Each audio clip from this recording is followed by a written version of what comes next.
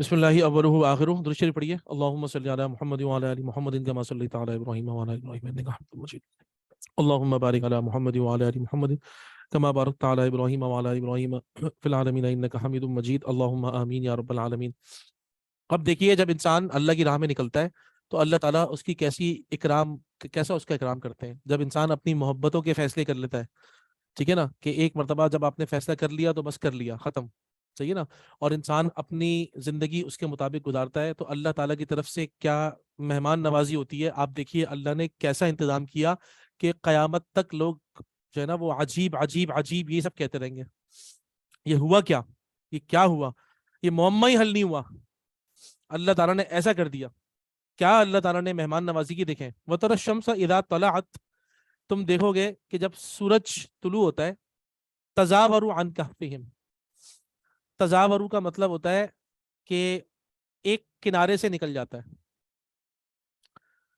مطلب کنارے سے نکلتا ہے، تو اس کا مطلب کیا ہوتا ہے کہ کنارے سے نکلنے کا مطلب ہوتا ہے اس کی گرمائش تو آتی ہے، ٹھیک ہے نا۔ وَتَرَى الشَّمْسَ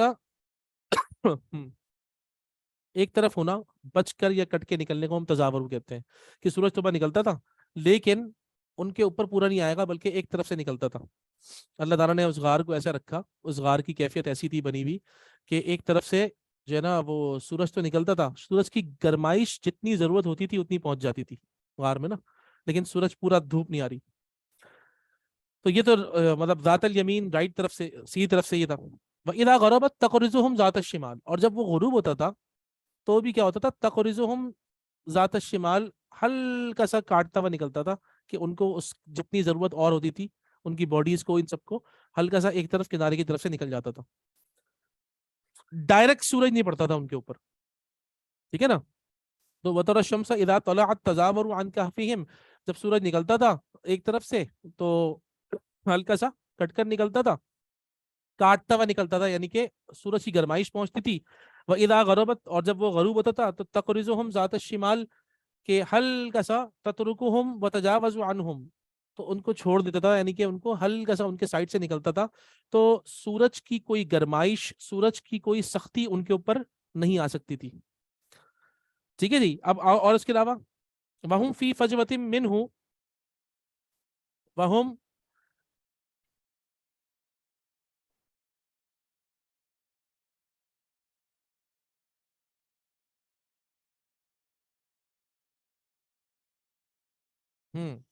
وَهُمْ فِي فَجْوَةٍ مِّنْهُ، اور وہ اس طریقے سے تھے اس کے کنارے پر، وہ ایسے لگے ہوئے تھے کہ تم دیکھتے ہو کہ سورج کو نکلتے وقت تو دیکھو گے تو ان کے غار کے دائیں جانب سے ہٹ کر ایک طرف نکلتا ہے، جب غروب ہوتا ہے تو ان کی بائیں جانب سے کتراتا ہوا نکل جاتا ہے، اور وہ اس غار کے ایک کشادہ حصے میں سوئے ہوئے تھے، ایک کشادہ حصے کے اندر۔ وہم فی فجوۃ منہ کا مطلب یہی ہے، ایسا حصہ تھا غار کا جہاں سے ٹھنڈی ہوا آتی تھی، تو ان کو ایک طرف سے ہوا مل رہی تھی اور سورج کی جتنی گرمائش چاہیے ہوتی تھی باڈی کو، مطلب آپ اندازہ کر لو آج کے زمانے میں ان آیات کو سمجھنا بہت آسان ہے، how to preserve a body, مطلب اللہ تعالیٰ کیا اس سے عاجز ہے؟ انا للہ و انا الیہ راجعون۔ آپ اندازہ کریں اگر یہ بات اللہ کے رسول صلی اللہ علیہ وسلم کے زمانے میں ہو تو چلو یہ تو واقعتاً ایک ایمانیات، بہت ساری چیزیں پہلے غیب تھی نا، تو اب وہ غیب نہیں ہے، پچھلے زمانے کے لوگوں کے لیے تو غیب تھی، آج کے زمانے میں اللہ تعالیٰ نے ان کو ظاہر کر دیا ہے، اور پتہ نہیں کتنی ساری چیزیں ظاہر ہوں گی آگے جا کے، ہے نا۔ تو اور لیکن بہرحال ابھی بھی ہمارے لیے بہت بڑی بڑی چیزیں ہیں، پتہ نہیں کیا کیا ہمیں پتہ ہی نہیں ہے، ٹھیک ہے نا، کیا یہ جو ٹیکنالوجی ہے تو ابھی آئی ہے نا، اور اس کے آنے سے اس کے اوپر تو دوبارہ کبھی انشاءاللہ الگ سے بات ہوگی اباؤٹ دی ٹیکنالوجی۔ بہرحال تو اللہ سبحانہ و تعالیٰ کی ذات مبارکہ ہمیں مطلب سمجھا رہے ہیں، تو آج کے زمانے میں ہمیں اس کو سمجھنا کتنا آسان ہے کہ how to preserve a body. ایک طرف سے اتنی گرمائش مل رہی ہے سورج کی اور ہلکے سے وہ کتراتے ہوئے نکل رہا ہے اور ٹھنڈی ہوا مل رہی ہے، ٹھیک ہے نا، دس از دا وے اللہ تعالیٰ نے ان کو ان کی باڈی کو الائیو رکھا۔ اور میں نے آپ کو بتایا نا کہ یہ مطلب 3 تعلقات ہوتے ہیں جسم کے روح کے ساتھ، ٹھیک ہے نا۔ میں آپ کو بتا دیتا ہوں، ایک ہوتی ہے تعلق تصرف، ایک ہوتا ہے تعلق تدبیر، اور ایک ہوتا ہے تعلق حیات۔ ہماری جسم اور ہماری روح کے 3 تعلق ہیں، ذہن میں رکھیے گا۔ تعلق تصرف جو پہلا ہے، تصرف صوت سے، اس تعلق تصرف میں ہمیں اختیار ہے، ہم چاہیں میں آپ سے بات کر رہا ہوں، میری زبان ہل رہی ہے، میں آپ کو دیکھ رہا ہوں، آپ مجھے دیکھ رہے ہیں، آپ میری بات سن رہے ہیں، سمجھ رہے ہیں، ٹھیک ہے نا، ہم اس طرح آپس میں ہم چاہیں تو موو کریں، چاہیں تو میں پانی پیوں، مطلب اٹس مائی اون وش، تصرف کا مطلب مرضی ہوتی ہے، میری مرضی چل رہی ہے، ٹھیک ہے نا. جب انسان سو جاتا ہے تو یہ تصرف ختم ہو جاتا ہے. صحیح ہے. اب میں چاہوں کہ سونے میں کھانا کھاؤں، میں نہیں کھا سکتا. میں نے دیکھنا چاہوں، میں نہیں دیکھ سکتا. میں سننا چاہوں، میں نہیں سن سکتا. ٹھیک ہے جی. تو اب کیا ہے جو دوسرا اور لیکن دو تعلق ابھی آن ہے، تعلق تدبیر اور تعلق حیات. تعلق تدبیر کیا ہوتی ہے؟ تعلق تدبیر اللہ تعالیٰ کی، یعنی کہ وہ جو اللہ تعالیٰ نے ہمارے جسم کے اندر رکھی ہوئی ہے، کہ جس سے ہمارے جسم کی نا مطلب ہماری ہارٹ بیٹ کر رہا ہے، بلڈ سرکولیشن ہو رہی ہے، کھانا ڈائجسٹ ہو رہا ہے. ٹھیک ہے نا. حالانکہ ہم سوئے ہوئے ہیں لیکن یہ سارے پروسیس چل رہے ہیں. اور تعلق حیات کہ جس سے زندگی باقی رہتی ہے. موت میں ہوتا یہ ہے اللہ تعالیٰ یہ دونوں تعلقات جو ہے نا وہ ہٹا لیتے ہیں. اللہ تعالیٰ یہ دونوں تعلقات ہٹا لیتے ہیں. جیسی موت آتی ہے نا انسان کی، تو کیا ہوتا ہے؟ تعلق تصرف بھی ختم ہو جاتا ہے، تعلق تدبیر بھی ختم ہو جاتی ہے. تعلق حیات، the body is still alive in some form. ایک زندگی کی رمق باقی رہتی ہے، وہ اللہ تعالیٰ اس کو باقی رکھتے ہیں جس میں چاہتے ہیں. اور پھر اس کے بعد جب روح بالکل جدا ہو جاتی ہے تو وہ تعلق بھی اللہ تعالیٰ ختم کر دیتے ہیں جب چاہتے ہیں. ٹھیک ہے نا. تو یہ ذہن میں رکھیے گا، یہ تینوں تعلقات ہیں. تو اللہ پاک نے ان کے ساتھ کیا کیا کہ ایک تو یہ اللہ تعالیٰ نے ان کی کو اس طرح پرزرو رکھا. ذالک من آیات اللہ، یہ سب اللہ تعالیٰ کی نشانیوں میں سے نشانیاں ہیں. من یہد اللہ فہو المہتد، جنہیں اللہ تعالیٰ ہدایت دیتا ہے وہی ہدایت پہ رہتے ہیں. یعنی کہ ہم نے جو ہدایت کی ڈیفینیشن پڑھی اور ہم نے جو زدناہم ہدا کی بات کی، جنہیں اللہ تعالیٰ اپنی معرفت دینا چاہتا ہے انہی کو اللہ تعالیٰ سمجھ میں آتے ہیں. جنہیں چاہتے ہیں اللہ تعالیٰ کہ ان کو پتہ لگے کہ مجھے کیا پسند ہے اور مجھے کیا ناپسند ہے، صرف ان کو پتہ لگتا ہے. ٹھیک ہے جی. اور جو اللہ تعالیٰ جن کو توفیق دیتا ہے وہی اللہ کی راہ میں اپنا سب کچھ چھوڑ دیتے ہیں. ٹھیک ہے نا. تو یہ ہے من یہد اللہ فہو المہتد. اس کا مطلب کیا ہے کہ اس میں علماء نے لکھا کہ تقریر ان الہدایت بید اللہ، ہدایت صرف اللہ کے ہاتھوں میں ہے بھائی. تو ایک مومن کو چاہیے ہر وقت اللہ تعالیٰ سے ہدایت مانگتا رہے. اللہم اہدنی فی من ہدیت. آپ دیکھیں ہم جو قنوت پڑھتے ہیں اس کے اندر ایک یہ دعا بڑی پیاری ہے، اللہم اہدنی فی من ہدیت. ایک ہے اللہم انا نستعینک ونستغفرک جو آپ لوگ وتر میں پڑھتے ہیں نا. ایک اور ہے، یہ دعائیں قنوت بہت ساری ہیں، تو ان میں سے ایک کیا ہے؟ اللہم اہدنی فی من ہدیتا. اے اللہ آپ مجھے ہدایت دیجئے ایسے جیسے آپ نے ہدایت یافتہ لوگوں کو ہدایت دی تھی، ایسے مجھے بھی ہدایت دیں. انبیاء، صدیقین، شہداء، صالحین، اللہ تعالیٰ آپ مجھے بھی ایسی ہدایت دیجیے. وعافنی فی من عافیت، وہ پوری دعا ہے. ٹھیک ہے نا. تو یہ ذہن میں رکھیں کہ من یہد اللہ فہو المہتد، اللہ جس کو ہدایت دیں گے وہ ہوگا ہدایت پر. اللہ تعالیٰ جس کو چاہیں گے کہ یہ مجھے جانے وہ جانے گا اللہ کو. اللہ تعالیٰ ہی نیکیاں کرنے کی توفیق دیں گے اور اللہ تعالیٰ ہی گناہوں سے ہمیں بچائیں گے. تو علماء نے کہا انسان مستقل اللہ سے دعا مانگتا رہے، اے اللہ مجھے ہدایت پہ قائم رکھ، اللہم اہدنی، اللہم اہدنی. اور دوسرا یہ کہ گمراہی سے، اللہم انی اعوذ بک ان اضل او اضل، گمراہی سے پناہ مانگے. یا اللہ تعالیٰ آپ مجھے بچا لیں اس کیفیت سے کہ کوئی مجھے گمراہ کر دے یا میں کسی کو گمراہ کر دوں. اور غیر المغضوب علیہم ولا الضالین، اللہ تعالیٰ ان لوگوں سے بچا جن پر آپ کا غصہ ہوا ہے، اور ان لوگوں سے ہی بچا جو غلط راستوں پر ہے. آمین کہتے ہیں آپ لوگ، ہے نا، ہر نماز کے بعد. یہ ہر نماز میں اسی لیے سورہ فاتحہ آپ پڑھیں، آپ کو ہر نماز میں، ایک نماز کے بعد ظہر کے بعد پھر عصر میں آپ کو اس کی نیند آ جائے گی.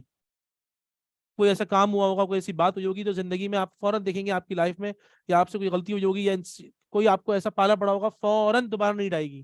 آپ پھر جائیں گے، پھر بولیں گے اللہ تعالیٰ غیر المغضوب علیہم ولا الضالین، پھر عصر، اور پھر مغرب، اور پھر عشاء، پھر رات کو سوتے وقت بھی غیر المغضوب علیہم ولا الضالین، اور صبح اٹھتے وقت بھی غیر المغضوب علیہم ولا الضالین. تو اس کے بعد کیا ہوگا؟ یہی طریقہ ہوگا. تو پھر اللہ تعالیٰ آپ کو ہدایت پہ قائم رکھیں گے. ہم مانگتے رہیں، مستقل مانگتے رہیں، مستقل مانگتے رہیں، مانگتے رہیں، مانگتے رہیں، مانگتے رہیں. ہدایت بھی مانگیں اور گمراہی سے پناہ بھی مانگیں. ایک طرف ہدایت مانگیں، ایک طرف گمراہی سے، غلط راستوں سے پناہ مانگیں. ہدایت صحیح راستہ اور ضلالت گمراہی غلط راستہ. ٹھیک ہے نا. یہ ہم مانگنے سے ملے گی انشاءاللہ. اس کے بعد کیا ہے؟ بس میں یہ آپ کو پڑھا رہا ہوں، صرف یہ بتا رہا ہوں کہ اللہ تعالیٰ نے دوستی کیسی نبھائی ہے، اللہ تعالیٰ کیسے نبھانے والے ہیں. ٹھیک ہے نا. وَمَن يُضْلِلْ، ایک تو یہ کہ من یہد اللہ فہو المہتد، ٹھیک ہے نا, جس کو اللہ نے ہدایت دی وہ ہدایت پا گیا. ومن یضلل, اور جو گمراہ ہو گیا, جو غلط راستے پہ نکل گیا, فلن تجد لہ ولیا مرشدا, تو اس تمہیں ہرگز کوئی مددگار اس کا نہیں مل سکتا, اس کو کوئی مدد کرنے کے لیے نہیں آئے گا. ولیم مرشدہ, جو اس کو سیدھے راستے پہ چلائے. کتنی عجیب بات ہے. اس کا مطلب یہ ہے کہ ہم لوگوں کو اگر دیکھ رہے ہیں اپنی آنکھوں سے کہ غلط راستے پر ہیں, تو ہم ان کے لیے دعا مانگیں, بھائی اللہ تعالیٰ تجھے ہدایت پہ لے آئے. میرے پیارے بھائی, اللہ کرے تم ہدایت پہ آ جاؤ. میں اللہ سے دعا مانگوں گا اللہ تعالیٰ تمہیں سیدھے راستے پہ چلا دے. میں اللہ سے دعا مانگوں گا بھائی, اپنے لیے بھی اور تمہارے لیے بھی, اپنے لیے بھی تمہارے لیے بھی, اللہ مجھے بھی ہدایت پہ رکھے, آپ کو بھی ہدایت پہ رکھے. اللہ مجھے بھی گمراہی سے بچائے, آپ کو بھی گمراہی سے بچائے. یہ مستقل دعا مانگنی پڑے گی. اللہ تعالیٰ فرما رہے ہیں نہ تمہیں کوئی مددگار نہیں ملے گا تم اللہ کے علاوہ, جو تمہیں ہدایت دے سکے یا تمہیں سیدھے راستے پہ ڈال سکے. عجیب, یہ اتنی خطرناک بات.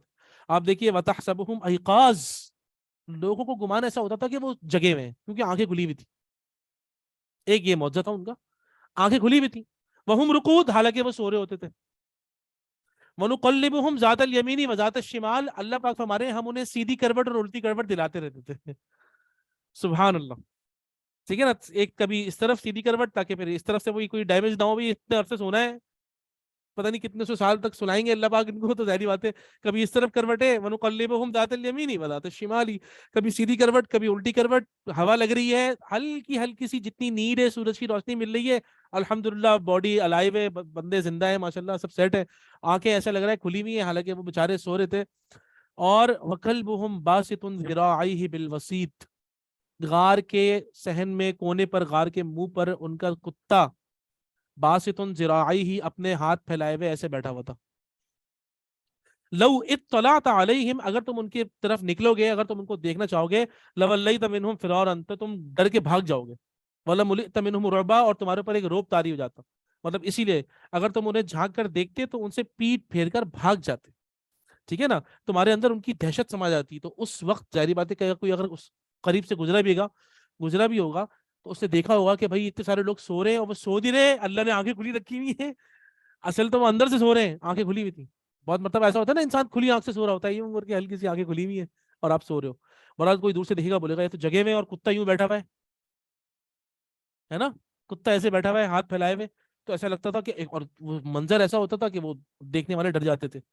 اللہ تعالیٰ نے سبحان اللہ کیا اپنے دوستوں کو پوری کائنات سے محفوظ رکھا.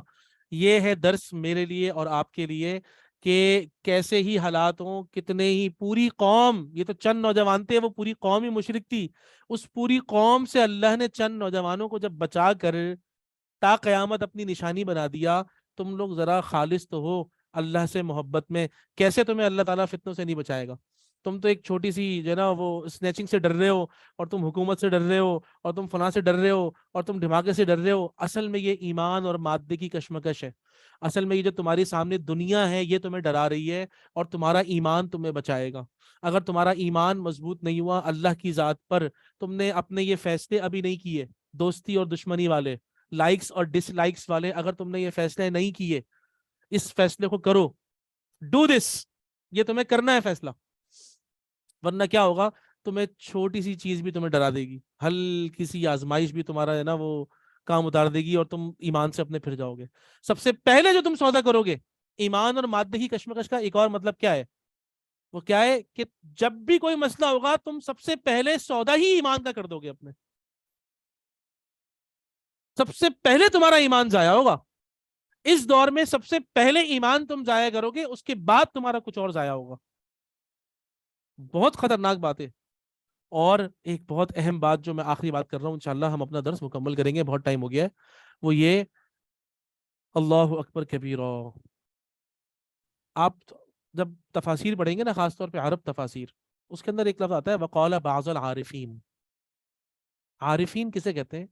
یہ العارف یہ ایک لقب دیا ہوا ہے کہ جو اللہ تعالیٰ کو جاننے میں آگے بڑھتا ہے, اللہ کی معرفت سے ہے عارف. کہتے ہیں العارف باللہ, اللہ کو جاننے والا.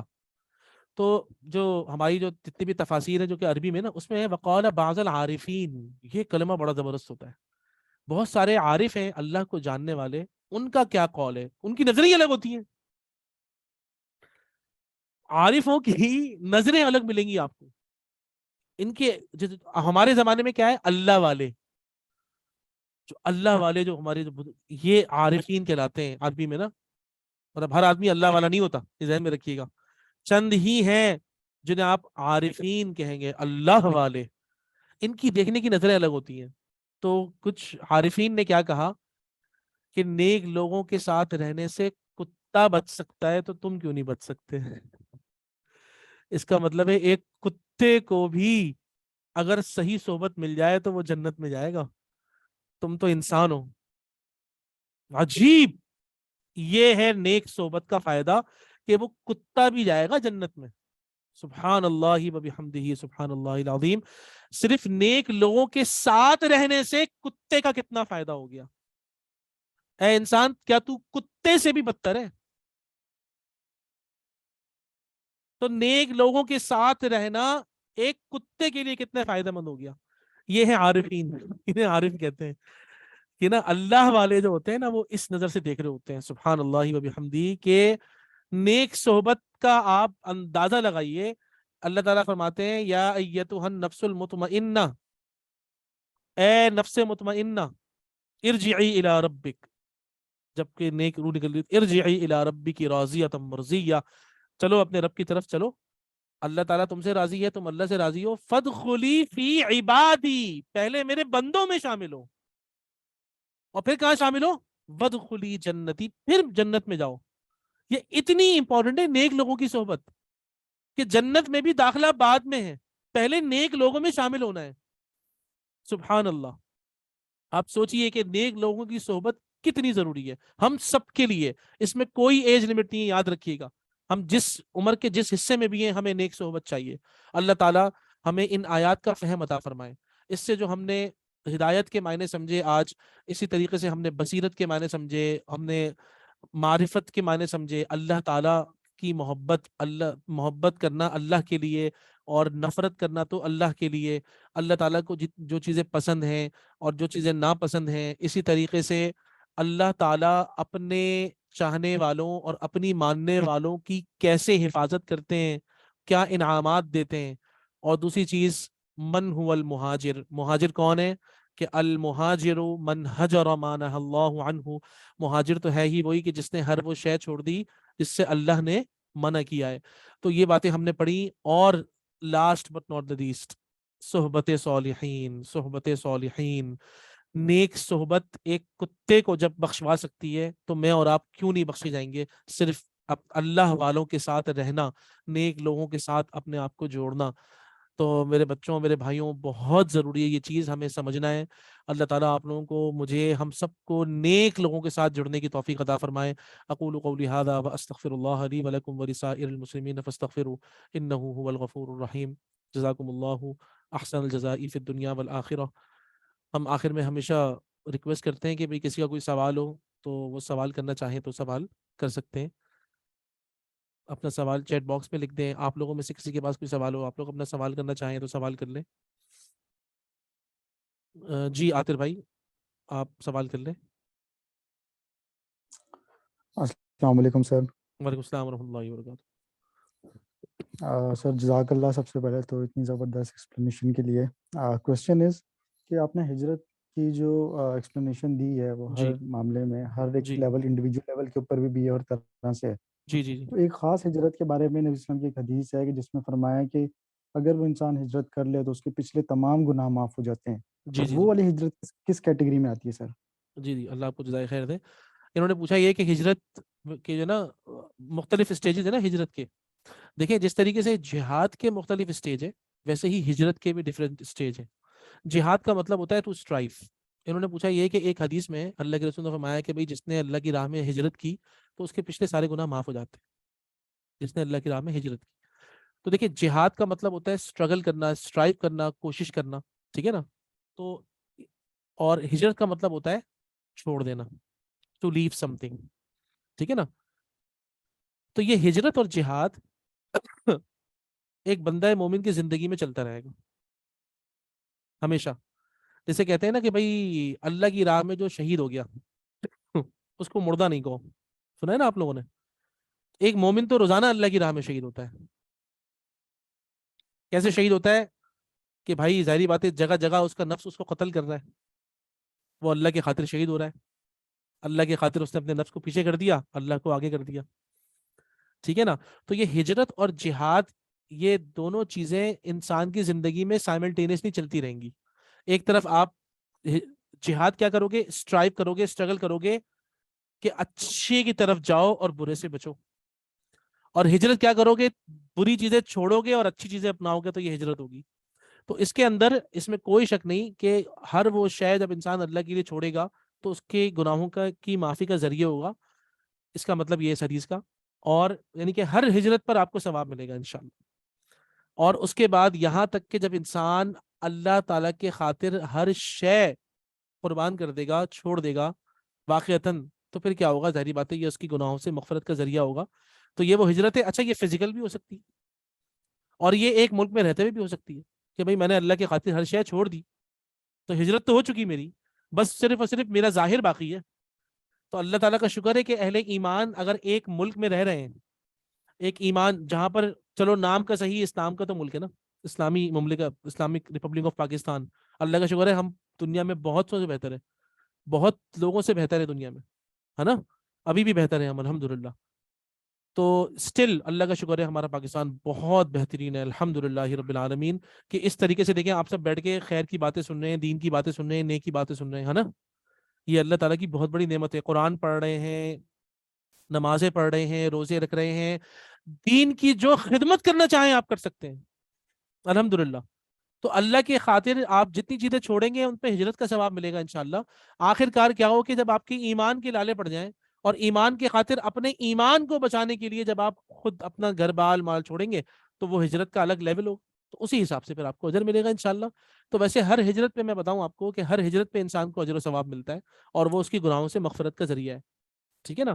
اور ظاہری بات ہے پھر جس طریقے سے جہاد ہے کہ آپ نے ایک جہاد آپ کے نفس کے ساتھ ہو رہا ہے، ایک جہاد آپ قلم سے کر رہے ہیں، ایک جہاد آپ اپنی زندگی میں رہتے ہوئے کر رہے ہیں، ٹھیک ہے نا، منکرات کو چھوڑ کے جہاد کر رہے ہیں، آخر میں کیا ہوگا، اللہ کی راہ میں پھر لڑنا وہ سب سے کامل ترین ہوگا جہاد، ٹھیک ہے نا۔ جب آپ خاص کر آپ نے پہلے کیا ہے، پہلے سارے آپ نے جہاد کے لیولز پار کیے، یہ سمجھ لیں آپ ایک طرح سے، ہے نا، کہ ہجرت اور جہاد کے سارے لیولز آپ کی زندگی میں آتے رہے، آپ آتے رہے، آپ بڑے ہوتے گئے آہستہ آہستہ آہستہ آہستہ، تو اینڈ میں امید ہے انشاءاللہ کہ اللہ آپ کو فائنل جہاد اور فائنل ہجرت کے لیے قبول کر لے اپنی راہ میں۔ اللہ ہم سب کو قبول، اللہ تعالیٰ، اللہ کرے ہم، اللہ قبول کر لے، ہے نا، ہمارے سارے ایفرٹس اللہ تعالیٰ قبول کر لے، اور اللہ تعالیٰ واقعتاً ہمیں اپنی راہ میں جہاد کرنے کی توفیق دے۔ لوگ کیا سمجھتے ہیں، لوگ بولتے ہیں میں کل سے جہاد پہ جا رہا ہوں، یہ وقوفی ہے۔ سب سے بڑا جہاد تو اس چیلنج کے اس وقت میں اور آپ، we are in state of جہاد اینڈ ہجرت رائٹ ناؤ۔ کیا خیال ہے، اپنے آپ سے لڑنا ہے، برائیوں کو چھوڑنا ہے اور نیکیوں کو اختیار کرنا ہے، کوئی مذاق ہے، کر کے دکھاؤ، ٹھیک ہے نا۔ وہ کہتے ہیں نا، وہ سب سے بڑا ڈیرنگ کون ہے، سب سے بڑا ڈیرنگ وہ ہے کہ جو ہمارے یہاں پہ ڈیئر چلے تھے، آپ کو پتا ہے ایک پورا پروگرام آیا تھا کہ بھئی میں اتنا ڈیر ہوں، میرے اندر اتنی جرت ہے۔ تو سب سے بڑی جرت یاد رکھیے گا کیا ہوتی ہے، اپنے آپ کو گناہوں سے بچانے والا سب سے بڑا جرت مند ہے، ٹھیک ہے نا۔ یہ نہیں کہ اپنے سر سے شیشہ توڑ دیں آپ، یا اوپر پہاڑی کے اوپر سے کود جائیں، یہ تو بے وقوفیاں ہیں۔ اصل مجاہدہ، اصل جرت تو کیا ہے، اپنے آپ کو گناہوں سے بچانا، اللہ کی نافرمانی سے بچانا، بن دیکھے اللہ سے ڈرنا، کیا جرت کی بات نہیں ہے، جرت کی بات ہے۔ اللہ تعالیٰ نے کہا ہے من خشی الرحمن بالغیب وجاء بقلب منیب، جو رحمان سے بن دیکھے ڈرتا ہے، ایسا اللہ تعالیٰ اسٹرانگ کرتے ہیں، وہ انتہائی رجوع کرنے والا، سکون والا دل لے کے آئے گا اللہ کے پاس، کوئی ٹینشن ہی نہیں ہوگی اس کو۔ بھائی اللہ کا شکر ہے میری تنہائیاں پاکیزہ ہیں الحمدللہ۔ تو یہ ہجرت اور جہاد یہ پوری زندگی چلے گا، اور اس کے سٹیج رہیں گے، اور ہر جگہ پر اللہ تعالیٰ گناہوں کو معاف کرتا رہے گا، اور الٹیمیٹلی انشاءاللہ ہو سکتا ہے کہ انشاءاللہ اللہ تعالیٰ ہم سب کو الٹیمیٹ جو اس کا ہوگا جہاد کہ اپنی جان ہم اللہ کی سپرد کر دیں، یا اپنے مال گھر بار کو چھوڑنا پڑے تو وہ بھی ہم اس کے لیے تیار ہو جائیں۔ جب ہم اس کے لیے تیار ہوں گے انشاءاللہ تو پھر وہ ہمارے سمجھیں آپ جتنی ہجرتیں ہوں گی، جتنے جہاد ہم کر چکے ہوں گے، سب ایک ساتھ قبول ہوں گے، تو وہ اس کا لیول ہی الگ ہوگا ثواب کا، ٹھیک ہے نا۔ امید ہے کہ آپ کو یہ بات سمجھ میں آئی ہے۔ جی، اور کوئی سوال ہو تو سوال کر لیں، آپ لوگوں میں سے کسی کا کوئی سوال ہو تو کر لیں۔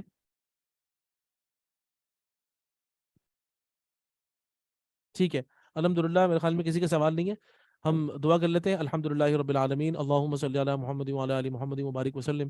ربنا آتنا فی الدنیا حسنۃ وفی الآخرۃ حسنۃ وقنا عذاب النار اللہم انا نعوذ بک من الفتن. اللہ تعالیٰ ہم سب مل کر آپ سے اللہ تعالیٰ تمام فتنوں سے پناہ مانگتے ہیں، ہم سب مل کے.